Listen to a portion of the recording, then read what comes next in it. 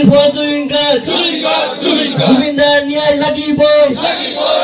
জুবিনদার ন্যায় লাগিব রাজনীতি করা বন্ধ করো জুবিনদার ন্যায় লাগিব জয় জুবিনদার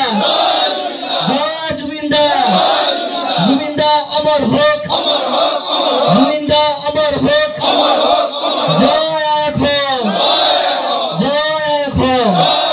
অসমবাসীৰ হিয়াৰ আমঠু জুবিন গাৰ্গ অবিহনে এটা মাহ সম্পন্ন কৰিলে অসমবাসীয়ে জুবিন গাৰ্গৰ ন্যায় বিচাৰিছে ৰাজ্যবাসীয়ে জুবিন গাৰ্গক লৈ ৰাজনীতি নকৰিবলৈ হকিয়নি আমচুৰ জুবিন গাৰ্গৰ গীতক খুৱৰি ক'লে পলিটিক্স নকৰিবা বন্ধু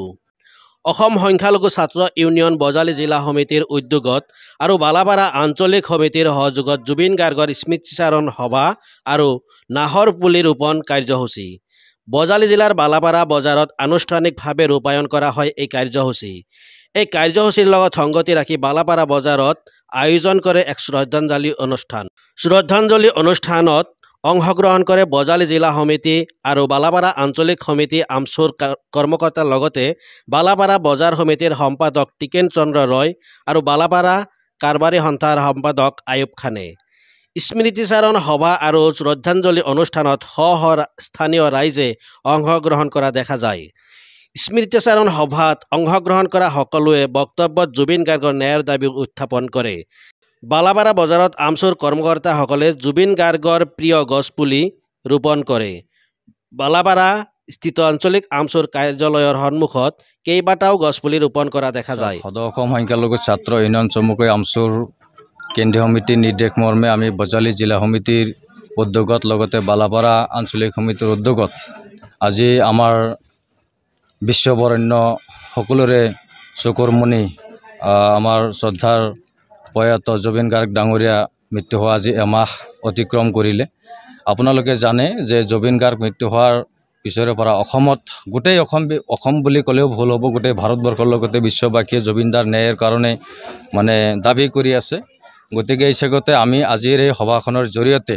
আমি যে জুবিন দাক নোহোৱাকৈ এটা মাহ অতিক্ৰম কৰিলোঁ আমাৰ গোটেই অসমব্যাপী আমি মৰ্মাহত হৈ আছোঁ আৰু তেখেতৰ সদ্গতিৰ কাৰণে আৰু তেখেতৰ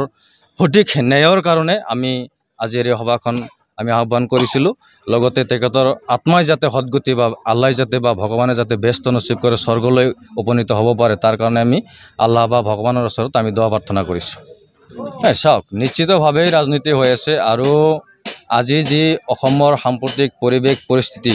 আমাৰ অসমৰ গোটেই সৰ্বসাধাৰণ ৰাইজে ধৰ্ম বৰ্ণ নিৰ্বিশেষে সকলো ৰাইজে তেখেতৰ ন্যায়ৰ কাৰণে ওলাই আহিছে আৰু মানে কিছুমান ক্ষেত্ৰত আমি দেখা পাইছোঁ এই ক্ষেত্ৰত কিছুমান ৰাজনৈতিক দলে ৰাজনৈতিক মুনাফাৰ কাৰণে বিভিন্ন ধৰণৰ বক্তব্য বিভিন্ন ধৰণৰ কাৰ্যসূচী লৈ আছে আমাৰ অসমৰ সৰ্বসাধাৰণ ৰাইজে যে আজি ন্যায়ৰ কাৰণে ওলাই আহিছে কোনো ৰাজনৈতিক কাৰণত ওলাই আহিছে বুলি আমি বিশ্বাস নকৰোঁ গতিকে এইটো লৈ পেলাই কোনোবা ৰাজনৈতিক দলে ৰাজনীতি কৰক আৰু আমি সকলোৱে জানো বা অসমব্যাপীয়ে জানে যে জুবিন গাৰ্গ ডাঙৰীয়া এনেকুৱা ধৰণৰ এজন ব্যক্তি আছিলে যে ৰাজনৈতিক তেখেতেও কৈছিলে যে পলিটিক্স নকৰিবা বন্ধু গতিকে ৰাজনৈতিক তেখেতে বিশ্বাস কৰা ব্যক্তি নাছিলে গতিকে জুবিন দা এনেকুৱা এজন বহল মনৰ মানুহ আছিলে যিজন মানুহে অসমৰ প্ৰত্যেকজন ধৰ্ম বৰ্ণ নিৰ্বিশেষে সকলো মানুহক লৈ তেখেতে আগবাঢ়ি যোৱাৰ কথা চিন্তা কৰিছিলে গতিকে জুবিন দাক লৈ কোনোবাই ৰাজনীতি কৰক সেইটো আমি কেতিয়াও মানে মানি নলওঁ আৰু কোনোবাই হয়তো বিচাৰিছে মই জুবিন আপুনি জুবিন এইবোৰ কথাত আমি বিশ্বাসী নহওঁ জুবিন মই জুবিন আপুনি জুবিন এই কথা আমি এইকাৰণে বিশ্বাসী নহয় জুবিন অসমত প্ৰথমবাৰ জন্ম হৈছে আৰু জুবিন গাৰ্গৰ দ্বিতীয়জন ব্যক্তি যে জুবিন গাৰ্গ হিচাপে জন্ম ল'ব সেই কথাখিনি আমি কেতিয়াও বিশ্বাস নকৰোঁ কাৰণ জুবিন কেৱল জুবিনে হৈ থাকিব আৰু সদায় আমাৰ জুবিন চিৰদিন আমাৰ অন্তৰত থাকিব গতিকে কোনোবাই ৰাজনীতি কৰক সেই ৰাজনীতিক আমি বিশ্বাস নকৰোঁ আৰু ৰাজনীতিৰ ঊৰ্ধত থাকি জুবিনদাৰ ন্যায়ৰ কাৰণে আমি দাবী জনাইছোঁ কোনোবাই যদি ৰাজনীতি কৰিছে তাৰ কাৰণে কিন্তু আমি গোটেই অসমব্যাপী ৰাইজে কিন্তু সেই কথাখিনি কিন্তু বুজি পাই আছে গতিকে এই